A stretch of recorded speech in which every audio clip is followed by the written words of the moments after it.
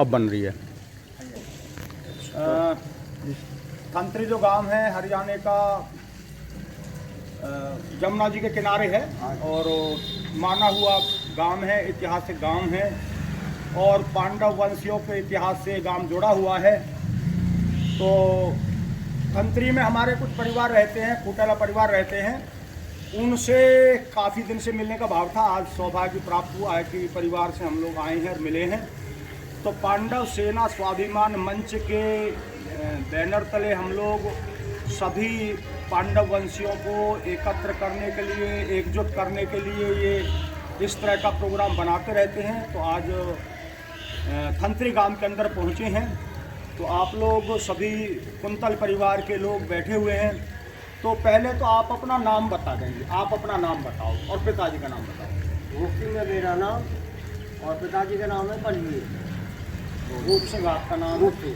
रूप सिंह, अच्छा। आप बताओ जी अपना। मेरा नाम विजेंद्र है। विजेंद्र नाम है। विजेंद्र कुंतल पूरा बोलो ना, फूटाला लिखते हो कुंतल लिखते हो? फूटाला लिखते हो, विजेंद्र नाम। आप बताओ जी अपना। मेरा नाम गजय सिंह है, पिताजी का नाम तमीर सिंह है, फूटेला। आप बताओ बेटा। मेरा नाम रिंकू है और पिताजी का नाम मिस्टर गजय सिंह है। हाँ, क्या करते हैं आप? स्कूल जाता हूँ। कौन सी क्लास में पढ़ते हो? 8 कौन से स्कूल पढ़ते हो? सिंह ज्ञानवी इंटरनेशनल स्कूल में पढ़ता हूँ। अमरपुर। ठीक, आप बताओ। मेरा नाम और फूटेला, पिताजी का नाम चौधरी नफे सिंह फूटेला और स्टडी BSc कंप्यूटर साइंस। तो ये है अपना फूटाला परिवार गांव खंत्री में। तो अब आगे थोड़ा बात करते हैं। हाँ जी, तो आप हमें ये बताएं कि आप इस गांव में अपने जो परिवार है वो कितने समय से रह रहे हैं?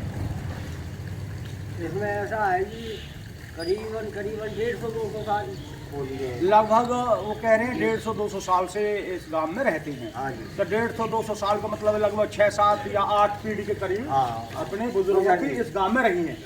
रही हैं। तो इससे पहले आप कहाँ से आए हैं और कौन सा पीछे गांव था और वहाँ अभी गांव में आना जाना है, थोड़ा उस बारे में बताएं। आना जाना है जी। हाँ, बताओ। गांव की कुछ जमीन भी पड़ी है जो कि मेरे चाचा ने डुप्लीकेट मेरे पिताजी बना के वो जमीन उन्होंने अपने नाम करा ली। अच्छा जी। सन 96 में वहाँ से खबर आई, वो भाई एक आया हमारे पास। गांव का नाम बताओ। तहसील? सांसरोक, गांव का नाम सांसरोक है। अच्छा जी। और तहसील कुम्हेर थी। कुम्हेर जी। जिला भरतपुर। जिला भरतपुर। हाँ जी जी। वहाँ के रहने वाले हैं। जी। अब तो जिला कुम्हेर बन गया है ना भरतपुर जिला? अब रारे आएगी ये तहसील को। हाँ, अब रारे में जी। अच्छा जी। अच्छा, कुम्हेर से हटा के अब रारे में आएगी। रारे में आ गया और जिला कुम्हेर बना दिया क्या? नहीं, भरतपुर से जिला कुम्हेर बना दिया ना? अभी नहीं बनाया। हाँ मेरा वो चलो वही बन गया होगा। हाँ, चलो। तो वहाँ से आए हैं 150-200 साल पहले। तो वहाँ पर अनंगपाल जी का इतिहास जानते हैं? हमें नहीं है। नहीं जानते आप जानते हैं जी अनंगपाल जी का? आप बच्चे लोग कुछ बताएंगे अनंगपाल जी के बारे में जानते हो? कुंतल जो गोत्र है वो कहाँ से आया है और उसका कोई इतिहास पता है क्या? हाँ जी, पांडव वंशी हैं हम। पांडव वंशी हैं। पांडव वंशी हैं। तो कुंतल कहाँ से आया है? सब कुंतल गोत्र लिखते हैं ना? हाँ कुंतल। तो कुंतल कहाँ से आया है? इस चीज के बारे में तो अंदाजा नहीं है। कुंती से आया है।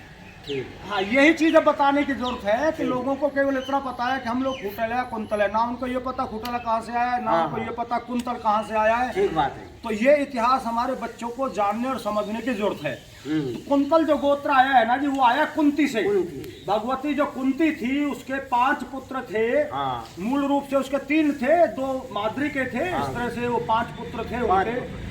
तो कुंती के पुत्रों ने वो शौर्य का काम किया जिनके सम्मान में हाँ जी। कुंती पुत्र कृष्ण ने अर्जुन को कहा है। हाँ जी। कौनते बोला है ना, अगर भागवत गीता आप पढ़ते हैं तो उसमें कृष्ण जी संबोधन करते हैं, हे कौनते, हे कौनते। हाँ जी। तो कौनते से वो कुंती चला है और उस कुंती का प्रचलन इस तरह से हुआ कि आने वाली जो संतान जनरेशन है उन्होंने अपने गोत्र के सामने कुंतल लिखना शुरू कर दिया। ठीक। कौनते से कुंतल बना है। हाँ, कुंती। यानी कि उनका बुजुर्ग का कहना ये है कि भाई हम लोग पांडव वंशी हैं। हाँ जी। तो आप लोग पांडव वंशी हैं, तो कभी क्या कोई ऐसा कुंतलों का कभी कोई सामाजिक ऐसा कोई सामाजिक लेवल पर कोई कभी ऐसी मीटिंग, कोई सभा, कोई ऐसी कभी कुंतलों की हुई है जिसमें ये इतिहास कहीं कोई डिस्कस करते हो, बताया हो, कोई बुजुर्ग ने बताया हो, आपस में कभी कभी साल में 2 साल में कोई ऐसा करते हो कि हमारे बच्चे इस इतिहास को जान जाएं?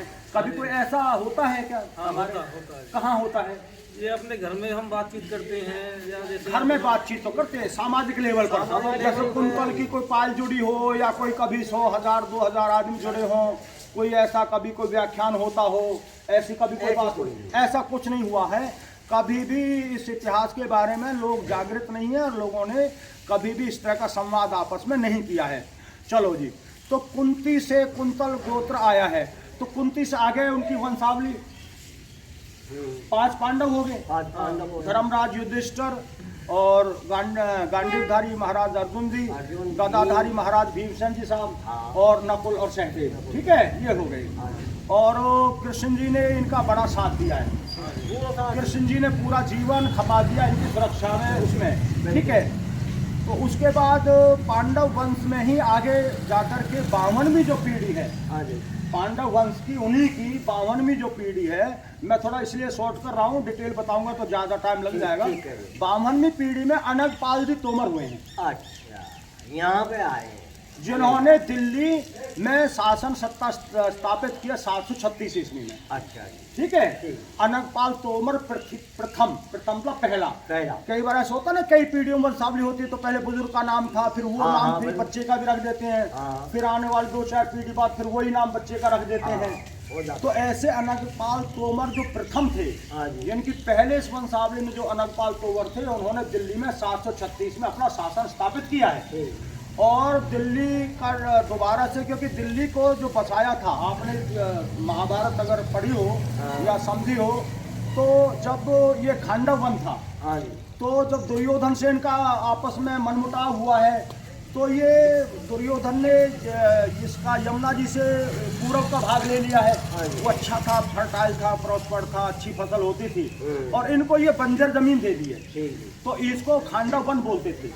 तो इस खांडव वन में इन पांडवों को ये दे दिया था कि ठीक है, तुम इधर ये जंगल और ये सारा पहाड़ वहाड़ का एरिया खराब था, ये दे दिया, तुम इधर जाओ। उसकी चलती थी शासन में, सत्ता में, तो इन्होंने इसको अच्छी तरह से शहर बसाया, पांडवों ने कृष्ण जी की मदद से, और इसको पूरा अच्छी तरह से डेवलप किया। जंगल है थोड़ा बहुत काट करके, और अपने मकान बनाए, महल बनाए, सारा इसको डेवलप किया।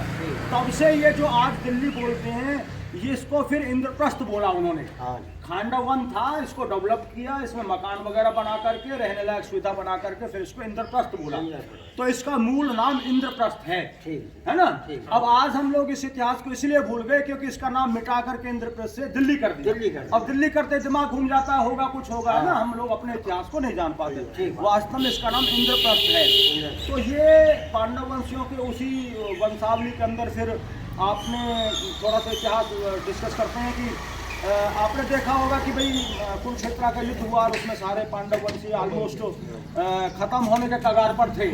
तो महाराज परीक्षित जो गर्भ में थे, तो केवल वो कृष्ण जी ने बचाए थे, और कृष्ण जी ने वो बचाए थे, और उसी से फिर आगे महाराज परीक्षित से आगे जन्मेजय और इस तरह से वंशावली आगे चली है। तो उसी वंशावली के अंदर महाराज अनंगपाल जी जो थे, वो 52वें पीढ़ी, उसी पीढ़ी में 52वें राजा थे, यानी कि 52वें पीढ़ी थी अनंगपाल प्रथम की। ठीक है। तो उन्होंने फिर ये दोबारा से दिल्ली पर अपना शासन सत्ता स्थापित करके और यहाँ पर फिर धर्म का शासन किया। और अनंगपाल प्रथम ने ही, ये आपका सूरज कुंड है, लाल किला है, बहुत ये डेवलपमेंट इस एरिया का किया है। ठीक है। उसी पीढ़ी में फिर आगे चलते चलते लगभग 23-24 पीढ़ियाँ फिर अनंगपाल की दिल्ली में शासन करते रही हैं। फिर 1151 में जो गोविंद राम तोमर इसी वंश के शासक थे, हिंदू शासक, अंतिम हिंदू शासक जो दिल्ली के थे, वो गोविंद राम तोमर थे। तो गोविंद राम तोमर के समय में 1191 में मोहम्मद गौरी सेना लेकर के आया, और तराइन के युद्ध में जो पानीपत के पास है, वहाँ इनका युद्ध हुआ है। ये दिल्ली से लेकर के सेना आगे लेकर गए, वो अफगानिस्तान साइड से लेकर सेना आया, तो वहाँ पर इनका संघर्ष हुआ है। और उसमें ये तोमर वंशी या कुंतल वंशी है, ये विजय इनको मिली है, वो चला गया है। लेकिन 1192 में दोबारा से 1 साल बाद फिर वो काफ़ी लाखों की सेना लेकर के दोबारा आया है, और फिर इनका युद्ध हुआ है। उसमें फिर गोविंदराम तोमर जी की जो सेना थी वो बिल्कुल हार गई थी, यानी कि वो परास्त हो गई थी, उनका कत्लेआम हो गया था। और फिर ये पांडव वंशी वो दिल्ली से 1191 में और ये इधर उधर जा करके बसे हैं, ठीक है। तो उससे पहले अनंगपाल तोमर जी हुए द्वितीय, अच्छा, एक और द्वितीय बोला हूँ, दूसरे अनंगपाल तोमर जी, जिनका शासन 1058 के लगभग रहा है। अच्छा, 1058 में इनका रहा है। तो वो भक्त थे और वो हर साल अपना द्वारका जी जाते थे कृष्ण जी के दर्शन करने, हाथी और घोड़ों से जाते थे साल में एक बार। हाँ, तो वो आकर के फिर यहाँ पर फूटला पट्टी में जो आपका ये कुल देवी है, यहाँ पर आकर के उन्होंने किला बनाया, यहीं वो भक्ति वो करने लगे हैं। अपने वंश के दूसरे लोगों को दिल्ली का शासन दे करके आ गए हैं। तो वही जो अनंगपाल तोमर द्वितीय थे, उन्होंने स्थापना की अपनी इस कुल देवी की, जो फूटला पट्टी की कुल देवी है मामनसा देवी, जहाँ पर मुंडन वगैरह कराने जाते हैं या पूजा करने जाते हैं। पूजा भी होती है। तो हाँ, तो पूर्णिमा के दिन बहुत बड़ा मेला लगता है उस एरिया के अंदर। तो वो अनंगपाल तोमर जो द्वितीय थे, दूसरे थे, उनके द्वारा वो स्थापित है। उस अनंगपाल तोमर के 2 बच्चे हुए। अनंगपाल तोमर के 2 बच्चे, एक ने शादी नहीं की, दूसरे ने शादी की, उस दूसरे के फिर 8 बच्चे हुए। उन 8 ने 8 खेरे बसाए हैं। चेता खेड़ा, सौंप, मुगेरा, ये जो खेरे हैं ना 8 खेरे, हाँ, ये अनंगपाल द्वितीय के 8 पोते थे, जिनके नाम से ये खेरे बसाए गए थे। और उन्होंने अपने किले बनाए अपने उसमें, और अपना शासन उन्होंने स्थापित किया है। तो यहाँ पर भी उनको बड़ा संघर्ष करना पड़ा है, बहुत खून खराबा उनका हुआ, और इतिहास बहुत लंबा है। तो मैं आपसे ये जानना चाहता हूँ कि ये जो 8 खेरे थे जो प्रसिद्ध हैं कुंतल वंश के, उनमें से किस खेरे में से आपने, अगर जानकारी है? इतनी जानकारी है कि इतनी जानकारी नहीं है। मैं जितने भी अपने परिवारों में जाता हूँ, मैं ज़्यादातर ये देखता हूँ कि इन चीज़ों की जानकारी ना है, ना लोग ध्यान देते हैं। अपनी मर्यादाएं, अपना गोल, हमारा क्या होनी चाहिए, उन चीज़ों की तरफ ध्यान बहुत कम है लोगों का, और हमारे बच्चे नहीं हैं। आप बेटा कौन सी क्लास में पढ़ते हो? आपका नाम बताओ, पूरा नाम बताओ, सरनेम बताओ, बहुत बताओ। कभी पांडवों के बारे में सुना है? नहीं सुना, पांडवों के बारे में नहीं सुना। तो ये है, तो हम लोग यहाँ आज खंत्री गांव में आए हुए थे, थोड़ा भाइयों से, बच्चों से बातचीत करने आए हैं, और ये था यहाँ का इतिहास। हम इसी तरह से पांडव सेना स्वाभिमान मंच के बैनर तले एक संगठन के लिए, इन सभी लोगों को जागृत करने के लिए, इन सबको पूरे राजस्थान में, हरियाणा में, पंजाब में और पूरे नॉर्थ इंडिया में, उत्तरी भारत में, बाकी फिर भागों में धीरे धीरे हम इसी तरह से सभी को जोड़ेंगे, सबसे संवाद करेंगे, सबसे मिलेंगे, और मिलने के बाद फिर इनको एक प्लेटफॉर्म पर इकट्ठा करेंगे, एक जगह सबको एक दिन इकट्ठा करेंगे, और फिर अपने स्वाभिमान के लिए, अपने संस्कारों के लिए जागृत करने के लिए जो भी कुछ बुजुर्गों के आशीर्वाद से बन पड़ेगा हम लोग करेंगे। तो ये था आज खंत्री का पांडव सेना स्वाभिमान मंच के नाम से ये वीडियो है। आप अगर देखना चाहते हैं तो आप इससे जुड़िए। धन्यवाद आपका।